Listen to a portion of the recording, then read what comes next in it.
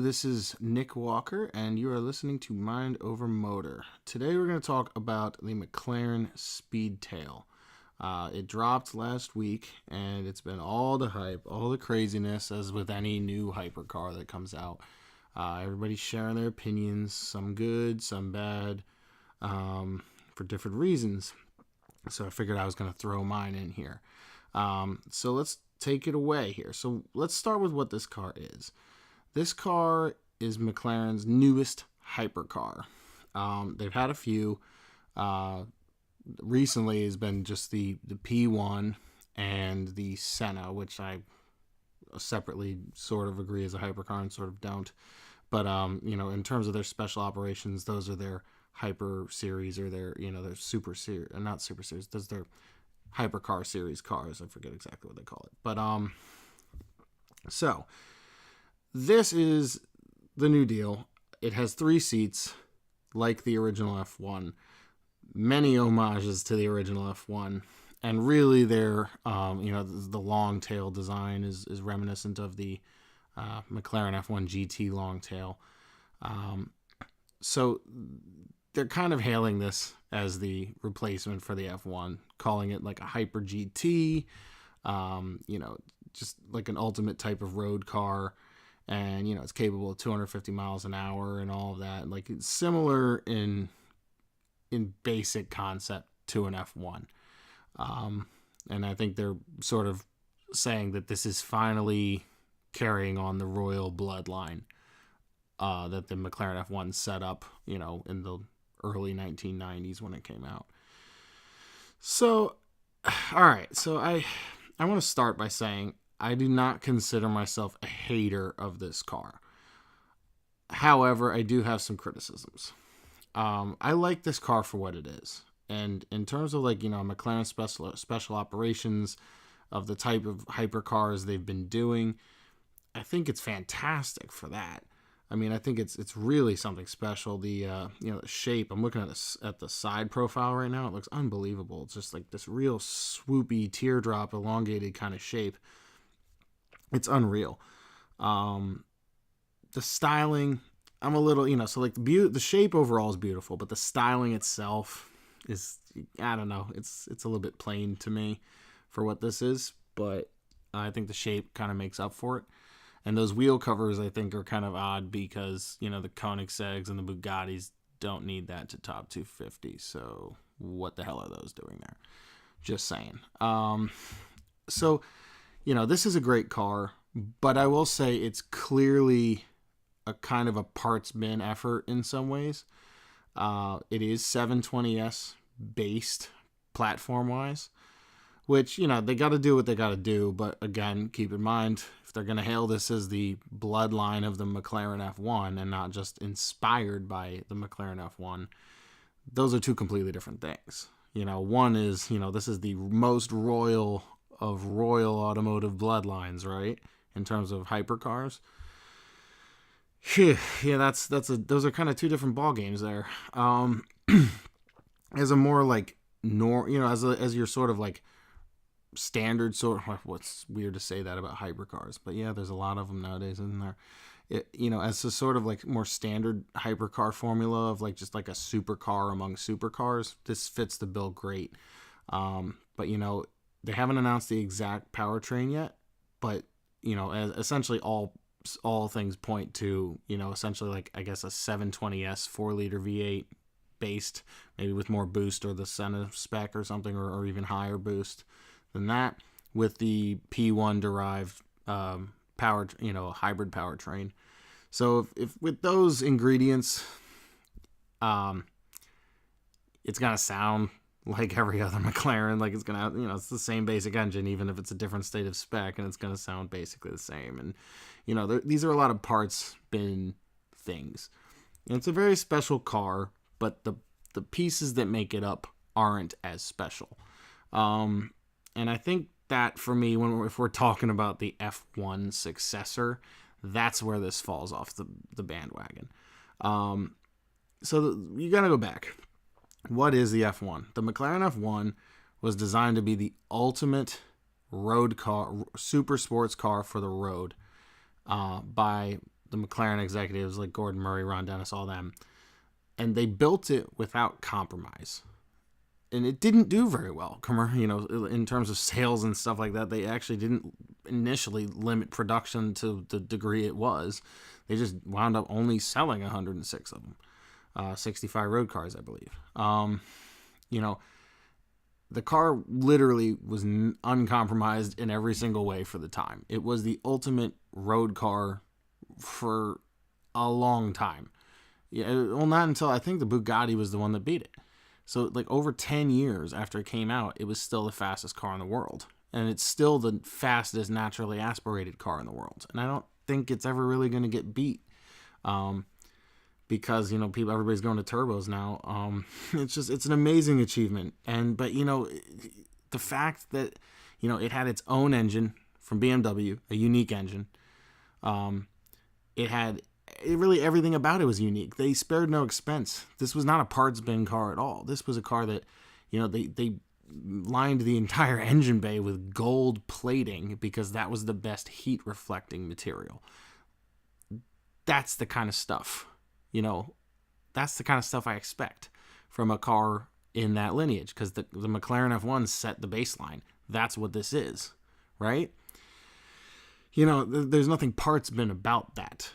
And it's uncompromised. And, the whole point is this lineage is supposed to be the ultimate that an automobile can be. And that doesn't come from using the engines and powertrains and parts from lesser models. Again, we're talking about the highest of the high here. So the standards are as high as they possibly can be. It's supposed to be completely unique. The McLaren F1 was that. It was also ingeniously designed. And I'm not just talking about the exterior, the way it looks. The truth is, this was a car that form followed function. And its function was simple and straightforward and executed beautifully. And the form wound up beautiful on top of that because of that. The packaging design of a McLaren F1 is absolutely astonishing. If you are listening to this podcast and you haven't seen Driving Ambition, the book, it's a great book. Goes through the entire McLaren F1 process, how they built it. My favorite thing about it is the initial sketch they did of an F1 car, top view F1 car, and then they literally just drew seats on either side and aft of the driver's seat, and then they drew a bodywork around the F1 car, and that clearly became the design of the McLaren F1 road car. It was that, and there was no wasted space. Like right behind the doors, there was the trunks, and it was the most practical supercar. And it was, you could seat 3 people instead of 2 and carry things with you. And it was light, and it was like amazing dynamics. And look, nobody was asking this new car to be that. We're in a different time. The definition of the ultimate road car is different now. But I do expect the same uncompromised approach. This is, the highest level. And, the McLaren F1 at the time was so advanced that they made the ultimate super sports car, and it required very little modification relative to other cars to go and win Le Mans as a racing car outright. And this is a GT car that beat the prototypes. I believe, don't quote me, but I haven't looked into all the facts, but I think that's the only time that's happened where GT class cars have beaten the prototype class. It was an astonishing car. So that's the footsteps that this thing has to follow. And I just, you don't get, it just doesn't hit that level for me. Like, this is, it's not uncompromised. Now, look, I'll eat my words a little bit here. If it winds up having a V10 or V12 that's unique to this car, fine. That'll at least give you a different experience from the engine or whatever. It's not going to sound like a 720S. But I don't know, man. I look at it from like the 5 senses, really 4 of which you can apply to cars. You're not going to go lick your car. You shouldn't. But like sight. Okay. Sight, it looks very unique. Definitely different from the other McLaren offerings. Largely the design could remain the same for a proper F1 Successor. The styling I would like to see cleaned up a little bit. It's not as clean a design as the original F1 was, but the overall shape could remain, and it could just be a little bit cleaner. Touch, again, without driving it, you're not really going to know these things, but obviously like the materials inside should not be, the same caliber as a 720S or any of that. It needs to be up higher. But then also the driving experience in terms of touch, the handling dynamics, everything like that. That better, and I'm sure those are well tailored here. I don't doubt McLaren's execution there. But that sure as hell better not drive like a faster 720S or a P1. It better drive unique. So the sight, we've got touch. Smell, again, is really the materials.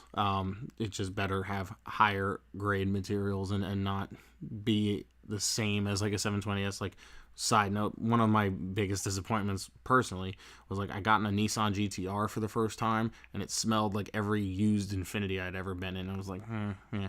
Little things like that for the experience, but you got to excite the senses.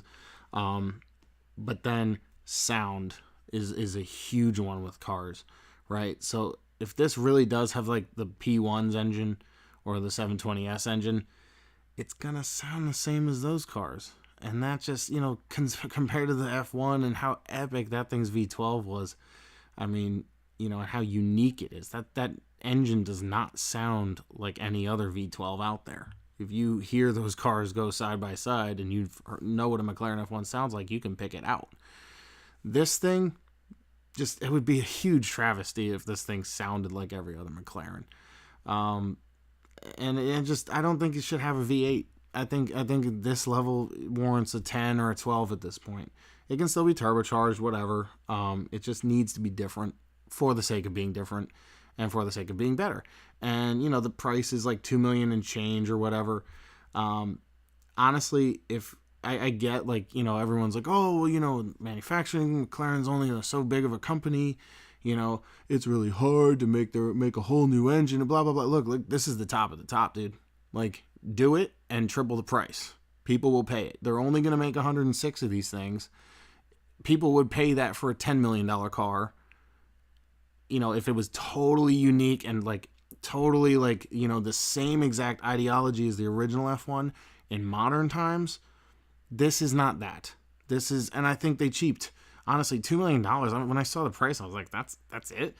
You know what I mean? Like for what this kind of car is, like, that's kind of cheap, and you can see why. It's like they kind of based it on existing stuff. So like I honestly think if they had really spared no expense and it was a $10 million car, they still would have sold 106 of them. No problem at all. Because for honestly the type of people that are buying these things, it's not really about the money. There's 106 people out there that could afford it and would buy it. I don't think this is going to be that timeless. To me, it's cool. And one thing I do love about it is the interior. I think the 3-seat interior from a modern 3-seater perspective is really well executed. People have said about those like iPad looking things up there, but I want to see it in person first. But from like the photos, like the interior I think is really clean and that's well done. But it's a different ideology than the F1. It's too compromised to be a genuine F1 bloodline successor. So I reject the notion that this is actually a successor to the McLaren F1. I think it's a very cool hypercar from MSO. I think it's a very worthy modern hypercar, and I think the people that get them are going to enjoy them. I look forward to seeing one in person. It's very striking. But it's, just look, you can't cheap out in any way possible. There is no expense that can be spared when it comes to, the bloodline of the F1, because no expense was spared on the original. It's that simple, and I've heard a lot of the people that are clearly on, on like the wealthy people who are clearly on the list on Instagram, they're all hailing it. A lot of people are hating on them, hating on the car or whatever, and they're like this and that. They're all like high haters or whatever. You know what? Look, they're happy they're on the list. And in the end of the day, a lot of this stuff is just about being on the list. They're going to enjoy the car, but I'm looking at it purely from a historical perspective here, and I'm just saying, like, the ideology behind the original F1 and the ideology behind this are not even apples and oranges, really. It's like not, apples and like carrots. You know what I mean? They're not really even the same thing. You can eat them both. They can both be delicious in different ways, but, to me, this is not an F1 successor. This is a 720 based hypercar that happens to have 3 seats as an homage, and a long tail design as an homage to the F1. And in that regard, I like it. I like it a lot. I'm sure it'll be great. But yeah, I mean, again, so let's just be careful about how we say, this is a successor for the F1. And if McLaren's really saying that, then honestly, I'm very disappointed in them, because they could have and should have done a lot better. So that's my take on the Speedtail. Agree, disagree, let me know in the comments, and be sure to like, subscribe, and check us out at mindovermotor_official on Instagram, and check out mindovermotor.com for more automotive related content. Thanks for listening.